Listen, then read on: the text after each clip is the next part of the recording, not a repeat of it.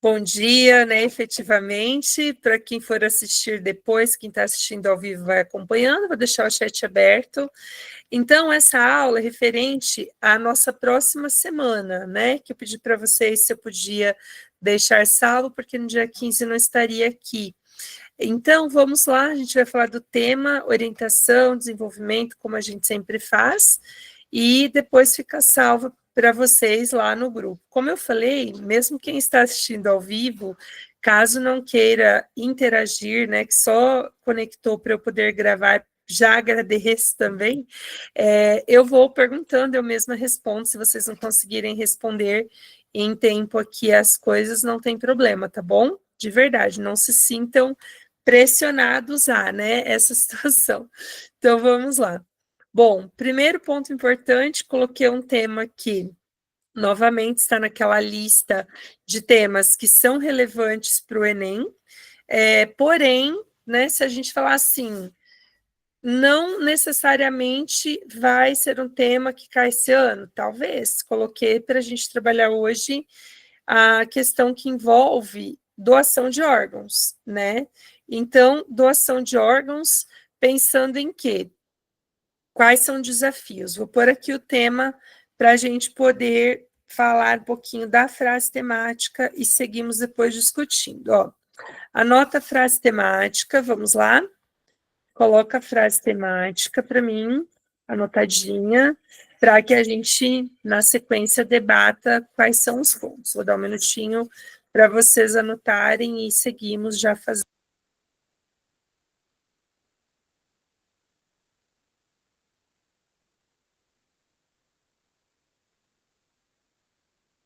Opa, fui tirar o som, tirei a imagem também, desculpa.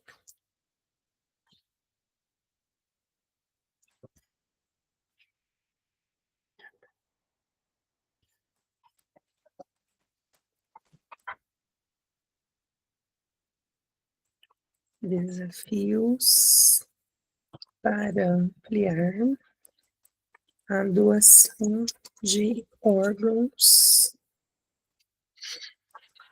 no Brasil. Isso aí. Gente, vamos lá. Ó, então, desafios para ampliar a doação de órgãos no Brasil.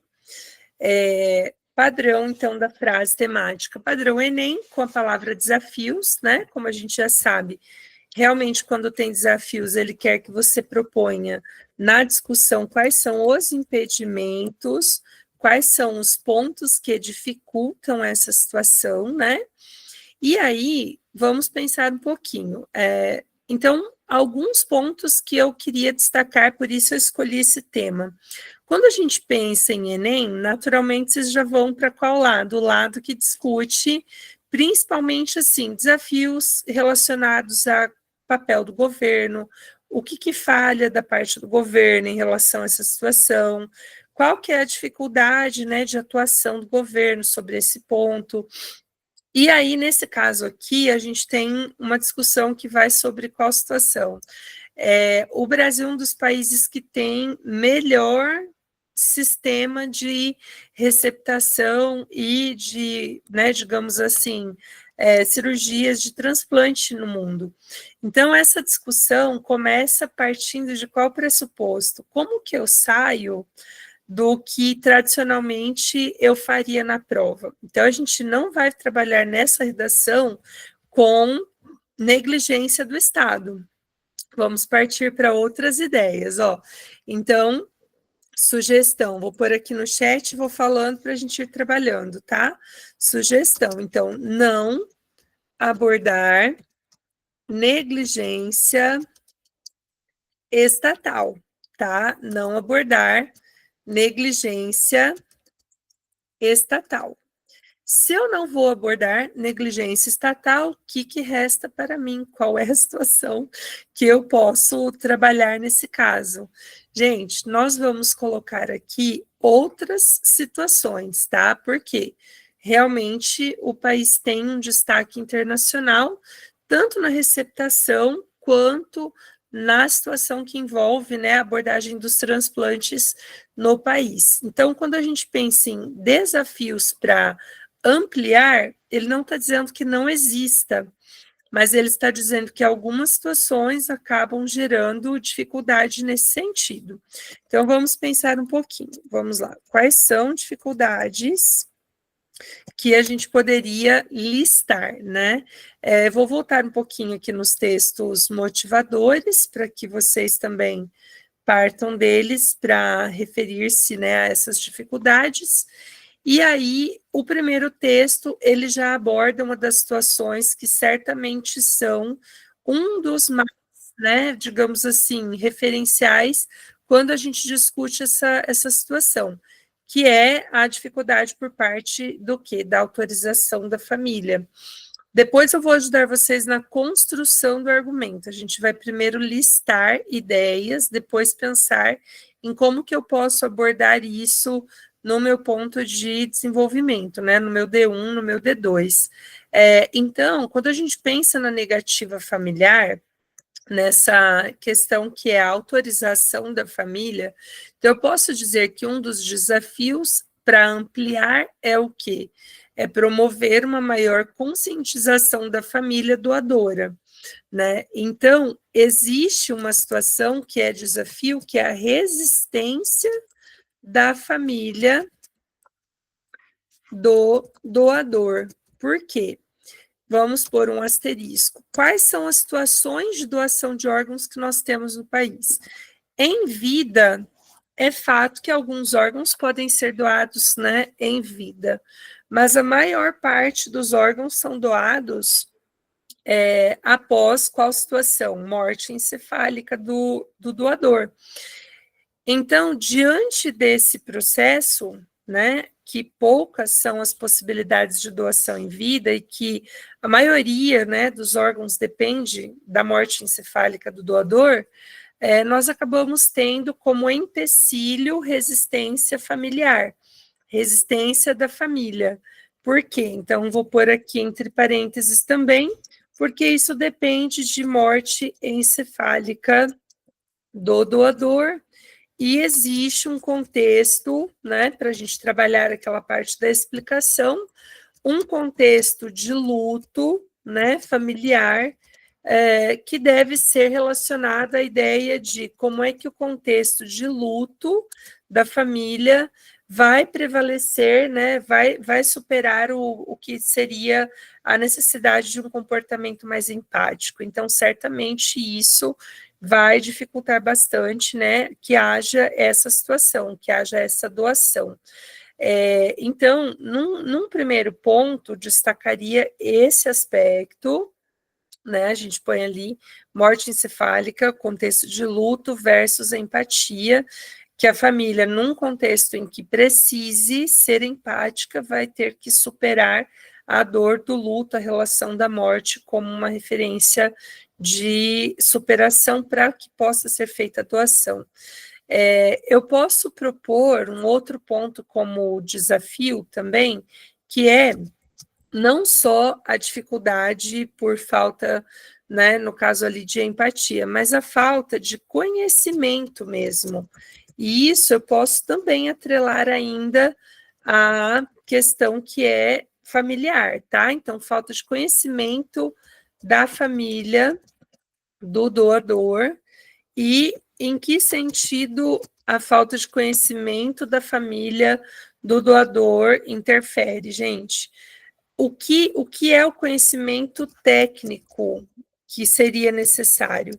Muitas pessoas vão acabar tendo resistência também por não terem certeza, né? A gente sabe, vocês sabem que a gente tem nesse contexto aqui uma questão que é conhecimento técnico versus crença versus fé.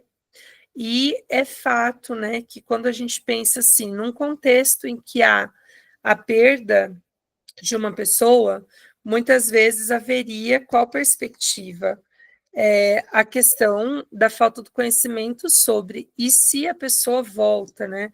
Essa crendice, essa relação de conhecimento científico que não é acessível a todos, acaba limitando um pouquinho nesse contexto, porque muita gente vai dizer e se a pessoa volta, ela já está em situação de retirada dos órgãos, então a ausência do conhecimento técnico sobre o que é morte encefálica, ou a prevalência de crenças, né, referências de fé, crenças que possam limitar a atuação médica nesse sentido, também são empecilhos, né? São empecilhos que a gente pode colocar aqui como referência, como dificultadores desse tema, né? Dessa situação que a gente está discutindo. Também podemos pensar ainda entre os diferentes pontos de discussão, ó, vou avançar um pouquinho aqui no texto, motivador para que a gente possa, digamos assim, ampliar um pouquinho mais a discussão, e a gente vê que, por exemplo, assim, nesse trecho do texto, cita-se que há uma situação de aumento, né, do número de doadores, mas é muito abaixo do que é previsto. Então, digamos assim, existe visibilidade, né, midiática. Eu posso dizer que um dos desafios é a falta de visibilidade midiática. E aí, em que contexto, gente? Eu até trabalhei esse tema no ano passado, numa época em que o Fausto Silva, o apresentador, ele fez o transplante de coração e a mídia fez um trabalho assim, muito mais claro, né? Pautado no fato de ele ser uma pessoa famosa, conhecida, na polêmica que gerou a rapidez com que ele foi, né, digamos assim, selecionado para transplante, mas não podemos dizer, né, que o caso dele não foi um fator promotor da popularização da doação de órgãos.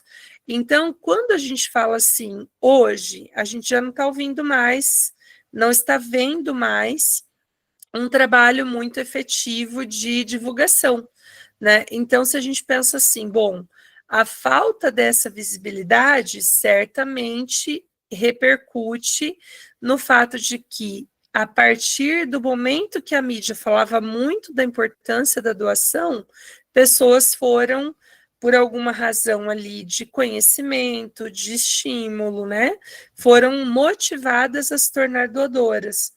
E se a gente pensa por oposição, quando não tem essa relação sendo nitidamente trabalhada, abordada no contexto midiático, então a gente já percebe também que se estabiliza, não tem aumento e gera muitas vezes até uma redução, né, desse tipo de ação, tá? Eu posso pensar também num outro contexto importante que é desafiador, dentro desse, né, cenário de o que não é, importante nesse processo, a gente pode dizer que outro desafio é que, por se tratar de uma doação, pressupõe-se que, sendo doação, não há nenhum tipo de remuneração.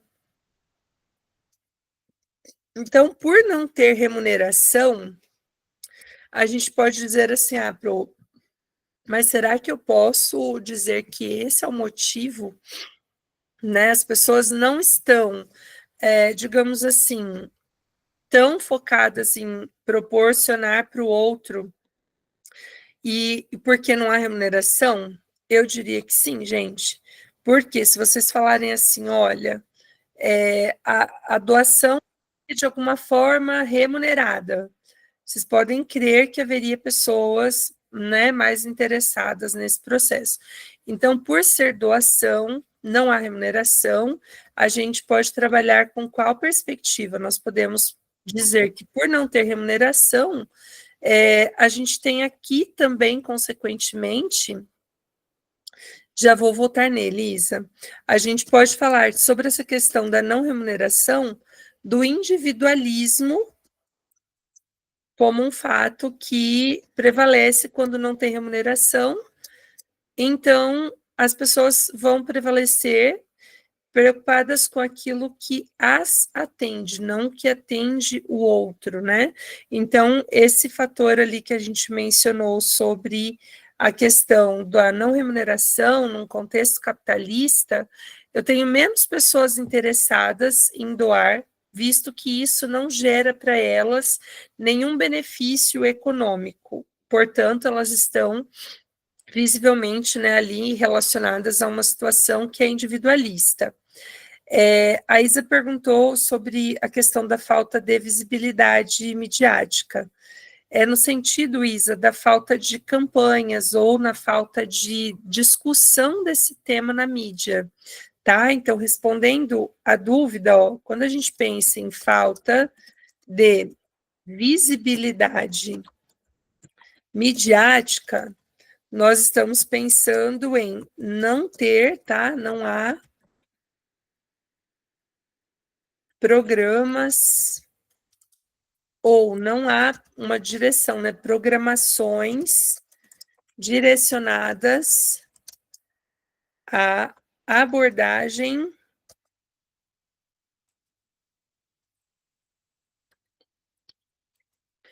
da doação de órgãos. Então, quando não tem, né, nenhum tipo de visibilidade midiática, a gente está falando que, em oposição ao período que o Faustão tinha feito a doação, o recebimento do coração, né, que ele fez transplante, havia muito mais trabalho da mídia sobre doação de órgãos.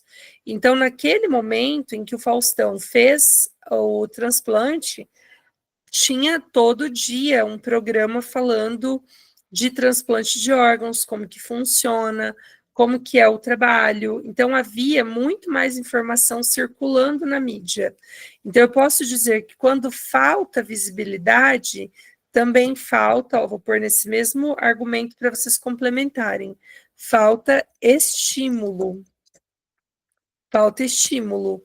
Então, se as pessoas não veem isso sendo discutido, tendenciosamente elas acabam não se preocupando tanto em fazer também, em buscar também aquilo que se propõe, né? Aquilo que se destaca como temática básica ali do texto. E aí, então, a gente teria essa lógica. Certo, Isa? O que você achou? Conseguiu entender melhor? Diante dessa sua dúvida, só retomei. Se você entendeu, quem está ouvindo, se entendeu, só me fala se deu certo. Então, sempre que a gente fala de falta de visibilidade, a gente está dizendo que aquela questão temática, necessariamente, ela não, né, digamos assim, traz para a gente uma discussão tão, né, digamos, marcada ali do tema, por não ser discutido, por não estar visivelmente sendo abordado todos os dias, as pessoas acabam também esquecendo, né? Isso acaba fomentando o cair no esquecimento. Cai-se no esquecimento, é uma situação que não é tão levada em consideração assim. Certo, gente? E aí, mais algum ponto que vocês considerariam como desafio, além de crença, além da questão econômica, da falta de visibilidade, que mais que vocês colocariam aí, entre os pontos de destaque?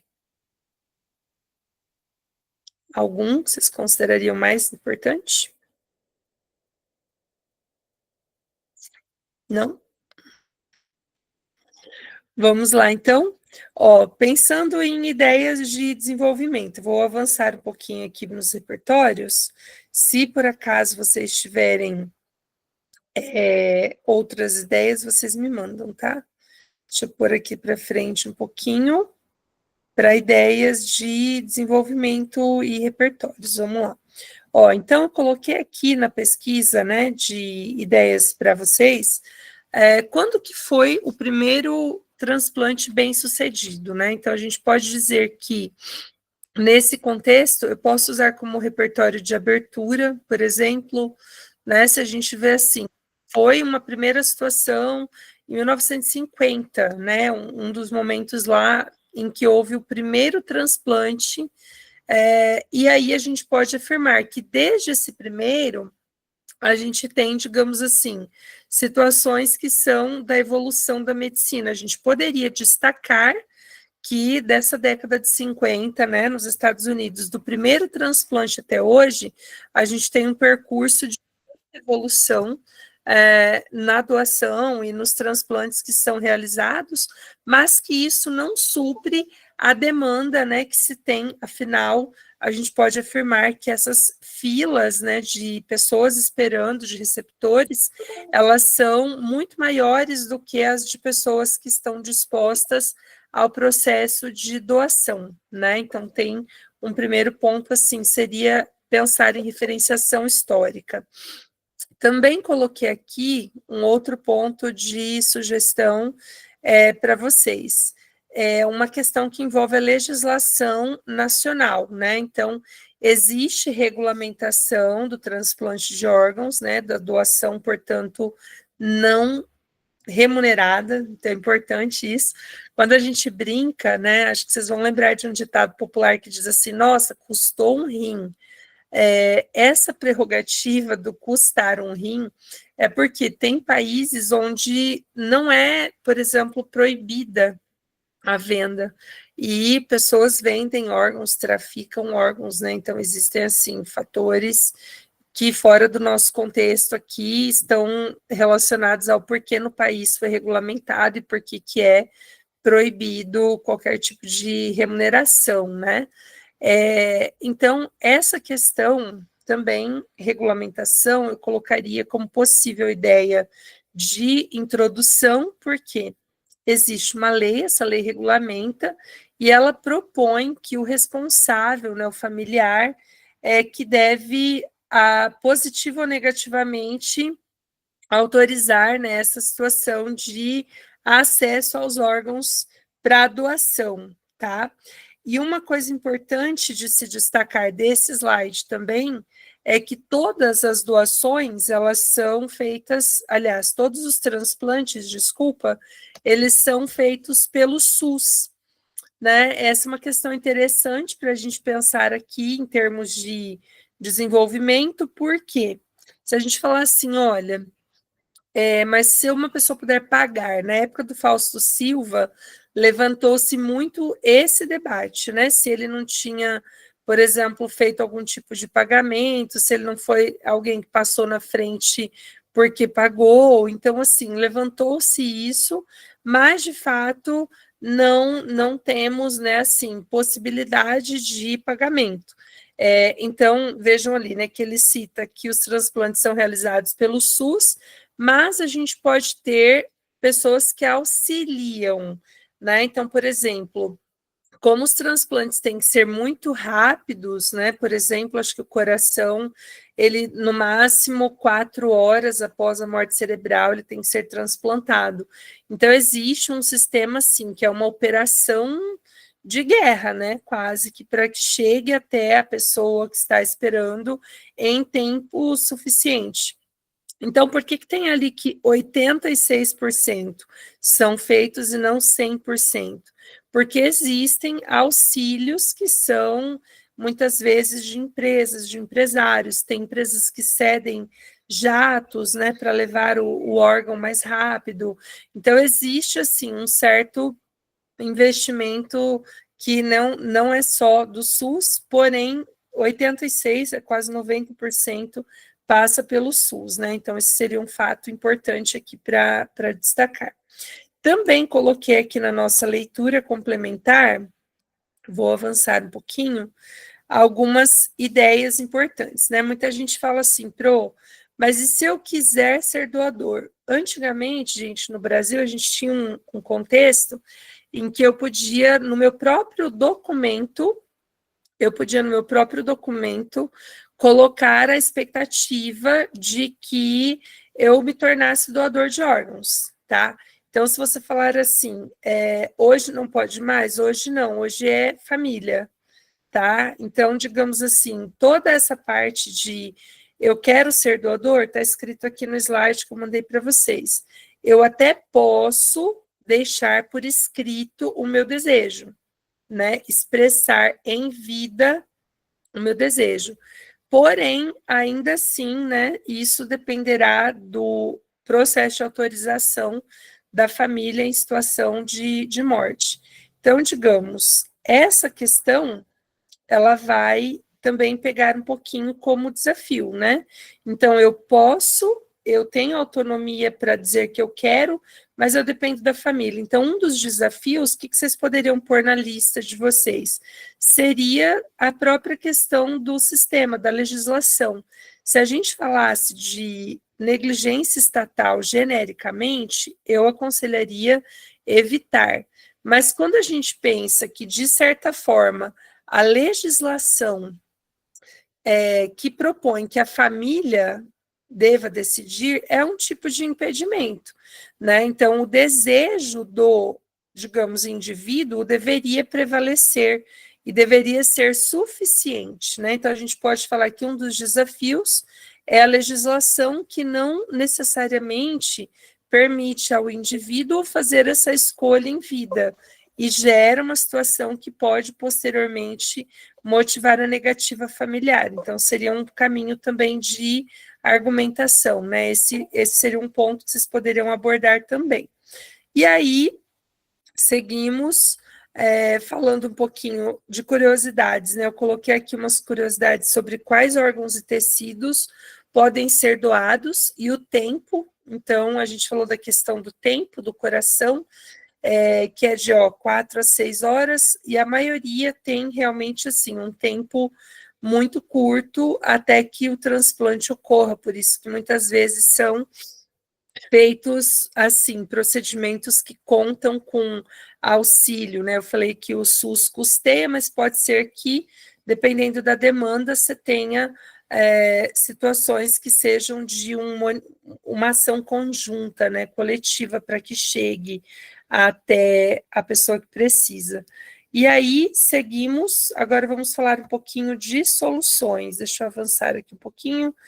Tem no slide a questão de ética e fé, né, que a gente conversou ali. E aí, só um pouquinho, citação, deixa eu ver o que eu tinha colocado.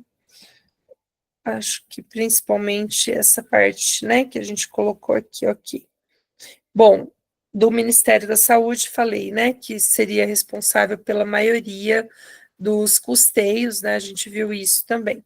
Bom, vamos lá, gente, sobre o desenvolvimento, deixa eu ver se vocês mandaram mais algum ponto, não. Vamos falar, então, da parte conclusiva. A gente vem trabalhando bastante nas questões de aplicação de desenvolvimento, e na conclusão, então, eu queria retomar com vocês também uma questão sobre esse tema aqui. Então, vejam, se eu propus que existe na lei uma falha, porque essa lei prevê que é dever da família fazer esse caminho de autorização e, posteriormente, na morte encefálica, tornar realidade essa situação, então eu posso propor, sim, que haja uma mudança na legislação e na atribuição de responsabilidades acerca da doação de órgãos, né? Então, se a gente coloca aqui que é necessário que haja uma mudança na legislação, então a minha proposição pode, legislação. A minha proposição pode tocar nessa questão da mudança da lei. Então, a legislação, se eu digo que ela é falha, tá? Não é inexistente, ela é falha porque ela configura a família a responsabilidade pela doação, mas a gente está dizendo que seria interessante que isso fosse um desejo individual. Então, deveria ser do indivíduo a responsabilidade pela escolha. A gente poderia ter uma questão que seria a validação em vida desse tipo de desejo, né? O consentimento em vida. Se eu abordei que existe um desafio porque existe falta de informação, então a falta de informação basicamente vai ser resolvida como? Com educação, né? Então, se eu estou falando de falta de informação, a gente vai pensar em educação, vamos pensar em como é que eu vou informar. Então, educação no intuito de gerar informação, né? E aí a gente tanto pode caminhar para escolas, pensando em o quê, gente? Em projetos que sejam projetos de orientação sobre, né, possíveis dúvidas que as pessoas tenham em relação à questão ali que envolve a nossa perspectiva de falta de conhecimento sobre morte encefálica, falta de conhecimento sobre o que é, né, digamos, o processo de transplante. E se a gente não quer um ambiente escolar, se a gente não determinou o que é, no sentido de falta de informação na formação da pessoa, eu posso gerar uma conexão dessa mesma ação, só que com mídia. Se eu penso que a grande mídia ela pode ter uma campanha institucional, e essa ideia de campanha institucional, do que eu estou principalmente falando? Estou falando de como é que essa informação, esse tema, ele vai ser abordado nos programas televisivos, né? Então, o por meio de poderia ser lá nos programas televisivos, pode ser na programação geral. Então, reportagens, por exemplo,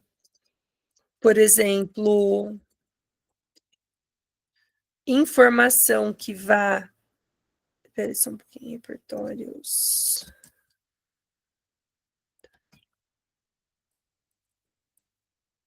Ok. Reportagens, então, né, tudo que traga informação sobre o tema, referências de informação sobre a temática. Então, eu posso ir para o espaço social valendo-me dessa ideia, que é a ideia que a gente apresentou aqui, como falta de informação científica sobre, né? Eu não posso dizer, por exemplo, assim, que é dever do médico explicar para a família o que é morte encefálica. Não posso, gente, porque isso vai ficar muito particularizado, né, de uma situação, e eu tenho que pensar numa ação que inclua mais pessoas, que seja mais direcionada a essa situação da inclusão do elemento externo ali da situação de produção, certo? Bom, de forma geral, o Ministério da Saúde, né? Se for saúde e educação, por conta dessa questão escolar, posso falar de uma relação entre o Ministério da Saúde e Ministério da Educação. No caso da visibilidade midiática, a gente pode propor o Ministério da Saúde mesmo, Isa. Por quê? Porque o Ministério da Saúde vai fazer uma campanha nacional de orientação sobre a doação de órgãos. Então, o conteúdo é saúde. Se eu colocar que cabe ao Ministério das Comunicações, então a questão não é o que está relacionado ao contexto assim de comunicação, o que é a comunicação, a falha na comunicação seria o das comunicações e tecnologia. Mas aqui a gente não está pensando nisso, a gente está pensando em comentário, em uma relação final que tenha, né, uma proposição que tenha como principal viés a ideia de solucionar o que foi discutido. Então, eu citaria Ministério da Saúde, tá? E eu poderia citar Ministério da Saúde em parceria com a grande mídia, se eu falo de junção dos dois, né? Nesse caso, é uma parceria, porque eu posso usar a grande mídia como referência de parceria, ou eu posso usar a grande mídia como referência de meio, se eu digo por meio de programas, por meio da grande mídia nacional, tá? Gente, então, basicamente, produção proposta, mais uma produção, então, que envolve um tema importante, não caiu isso, então é importante que a gente olhe com cuidado. E aí, eu mandei para vocês um simuladinho, falei que vocês tinham um tempo maior para fazer, né? Porque a gente tem período agora que a maioria de vocês vai estar de folga, tem uns diazinhos, né, um pouquinho mais tranquilos para trabalhar. E aí, essa aula, então, reforçando, né, ela é a nossa aula referente ao dia 15. No dia 15 eu não vou subir a aula, não vai ter aula ao vivo, tá? Daí a gente se organiza depois na sequência. Muito obrigada pela disponibilidade de quem assistiu ao vivo, para que eu pudesse gravar, obrigada mesmo. E aí a gente volta depois, retomamos, né, com sequência normal. Um bom período de férias para vocês, aproveitem bastante, espero que seja um período tranquilo para vocês. Para quem tem vestibulares nesse caminho, bons vestibulares. E até a volta. Muito obrigada, gente. Um bom final de dia para vocês. Até a próxima aula. Beijo, tchau, tchau.